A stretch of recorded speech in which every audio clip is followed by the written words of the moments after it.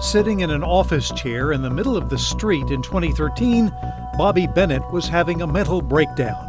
This is for my son. Within 21 seconds after the responding Dallas police officer got out of his car, Bennett was hit with 4 rounds of bullets. Today, he is permanently disabled. Did your son do anything at that point to cause these officers to fear for their lives? None. The officer faced 5 years to life in prison, but instead was offered a plea deal, gave up his police license, and received only 2 years probation. This is a simple fact that this guy can never be an officer again. Is that justice for you and your family? No, it's not justice. He belongs behind bars. Tonight, we've analyzed hundreds of cases like that one. Some are well known, like the 2014 arrest of Sandra Bland. Others revealed for the first time in this KXAN investigation. Police officers across Texas getting lesser punishments, most never spending a day behind bars. All because when they break the law, they have something to bargain you and I don't, a badge. Here's KXAN investigator Jody Barr. Okay. You can't take me.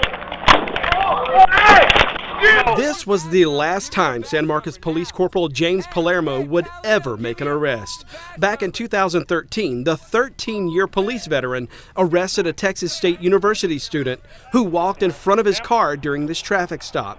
What started as a lecture ended in charges of public intox and felony resisting arrest. Okay.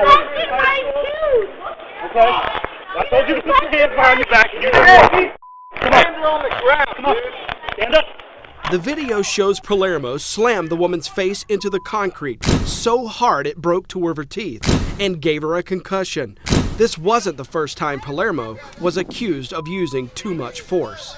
Dude, will you take me? On the ground. On the ground. Just 2 months before the Texas State student's arrest, Tyler First found himself face-to-face with Corporal Palermo. First was already cuffed by another officer on a charge of criminal trespassing. Had this been caught on my case, it would have saved her literally being injured. The arresting officer asked Palermo for help. On the ground. Dashcam video shows Palermo did exactly that. I got a taser. No!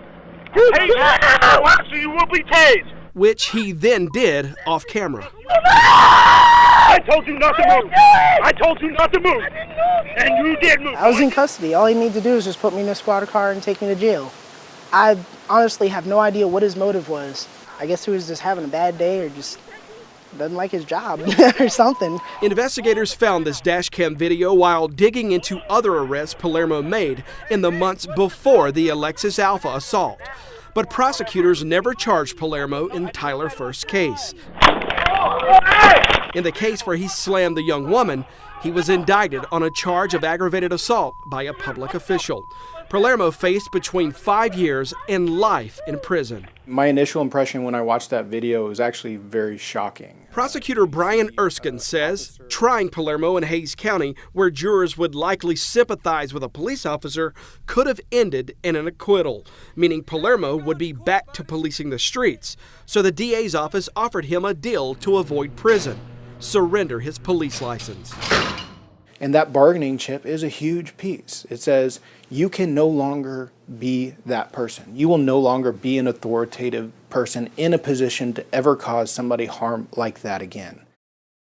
Deals like that happen a lot in Texas. Our 5-year analysis of nearly 300 criminally accused officers across the state who gave up their police license shows just 11 went to prison. In fact, the majority, 245, were able to leverage their license for a lesser sentence. And more than half of those cases were felony charges. Some avoided prosecution altogether. Coming up, an inmate scarred for life, and the Travis County jailer who burned him never spent a day in prison. I feel like that wasn't justice at all. I mean, what does it take? Would it take for me to die in that cell for me to get proper justice? Prosecutors say they're forced to make deals like this because of Texas law. So what are other states doing differently? Some people will look at this and say, a cop got a favor. Do you disagree with that? I understand how the public would look at it, He didn't get a favor. He got what I knew I could prove. Bargaining the badge, a KXAN investigation continues after the break.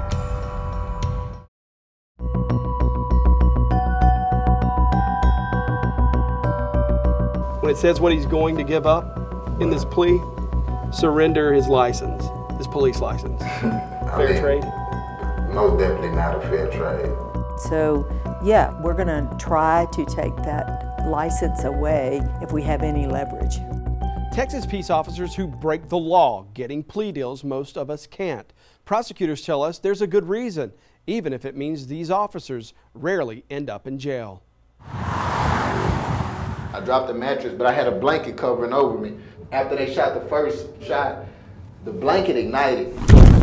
So I threw the blanket off of me, but it had caught on to my thermal pants and my thermal top. Dacius Parker, now an inmate at a state prison near Wichita Falls, left the Travis County Jail in July 2015 with second-degree burns across his body. So at the time, I'm trying to put the fire out on my arm and put the fire out on my legs. From there, it just went kind of bad. It happened when jailer Dustin DeMolfi and the sheriff's extraction team were trying to force Parker from his cell. Instead of using tear gas like he was supposed to, DeMolfi admitted in this interrogation video that he grabbed a pyrotechnic round and fired it into Parker's cell. But I'm yelling, I'm screaming and telling the officers, I'm on fire, I'm on fire. And the officers are saying, oh, I thought you could take the gas. You know, they laugh and they thinking that it's just the gas that I'm talking about, but I'm actually on fire. My cell is actually on fire, so. Were they mocking you? They were mocking me, they were laughing. 2 years later, DeMolfi pleaded guilty to evidence tampering, not for setting the inmate on fire. You realize you shot the wrong round. Oh, tried and made a bad mistake, man. For taking evidence out of the jail after the fire, he could have faced 2 to 10 years in prison. Okay, took the canister, took the clothes, and you're out. That's what I feel happened. I told you I didn't take anything out of that box. But the Travis County DA's office made him a deal to surrender his police license and 3 years probation, which he finished in 2018 after serving only 5 months.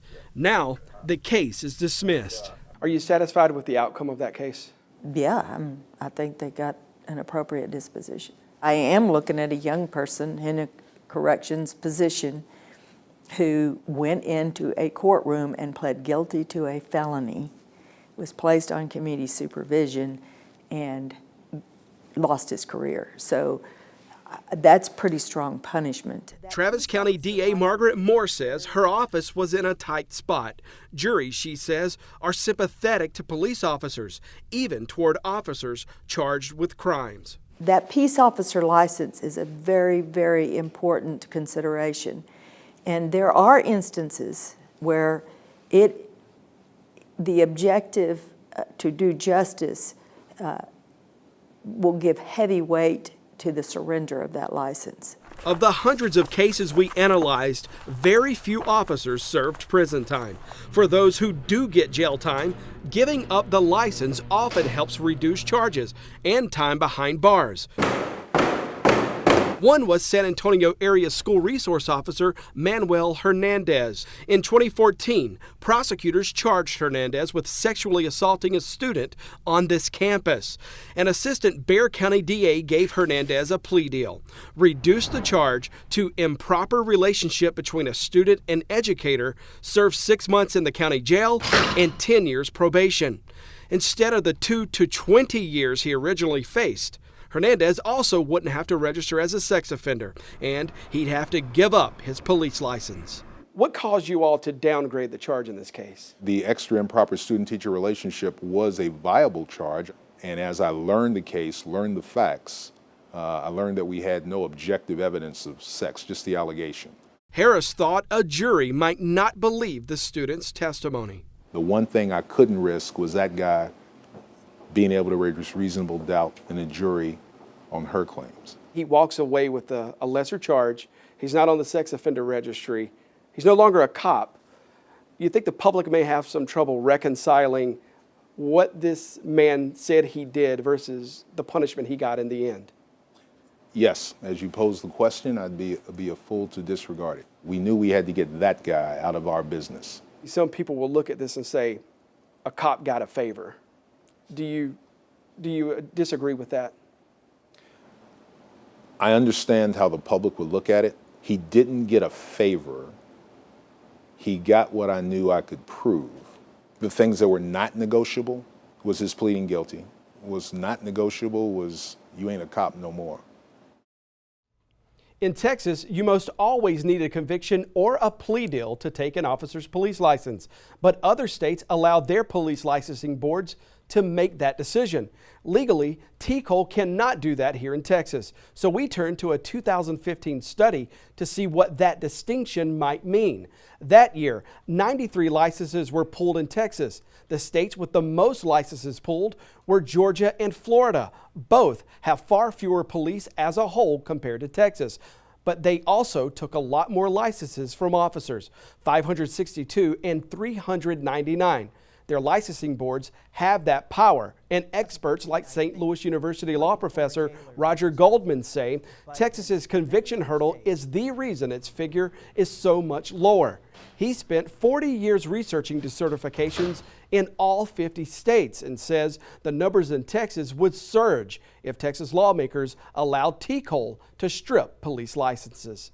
There's no doubt in my mind that if you expanded the grounds for which you can lose a license, and particularly the commission of an act like perjury, sexual offenses, those sorts of things, you would have many, many more than 69 decertifications. I'm an attorney, and if I commit malpractice, I have to pay the consequences of that. I can't just turn in my law license and, get away scot-free. Does it appear that there is a two-tier system of justice here, one for police officers and one for everybody else?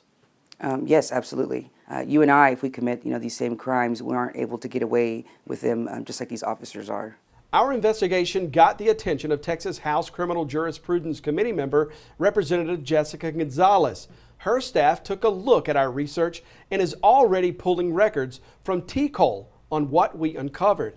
Now, she says it's obvious something needs to be fixed. That fix, the representative tells me, might take changing Texas law to allow the state, instead of plea deals, to decide who holds a peace officer license. Well, the problem there, lawmakers will be heading home in the next few days. This won't happen anytime soon. It won't. We're 18 months away from the next legislative session, 18 months away from any new bills. But we will definitely stay on top of this. All right, Jody, thank you. And one of the state's largest law enforcement groups doesn't see Texas's current system as problematic. The leader of the Texas Municipal Police Association tells KXAN sometimes officers fail at their jobs, quote, because they are human, and that allowing TCOL to revoke licenses without a conviction would undermine the officer's fundamental rights. Online now, our digital investigation, Bargaining the Badge, how hundreds of accused Texas officers avoid prison. A closer look at the dash camera and surveillance video from the cases we've dug through. A breakdown of the officers accused of sex crimes, violent crimes, and corruption. Plus, extended interviews for you to watch. Some people have looked at this and said this is simply a get out of jail free card. Do you see it any other way? No, I feel like that is what was on the table to avoid any prosecution against him, and that's what he took. That was the easy road out. Shane, when you say leverage, that meant that police officer license could have helped you through the plea negotiations with the prosecutor, meaning if you give that up, it could have dismissed the case. And that happened. Yes, that happened. We also show you how to find the police licenses that have been surrendered inside your local law enforcement agency. It's all online now in the investigative section of KXAN.com.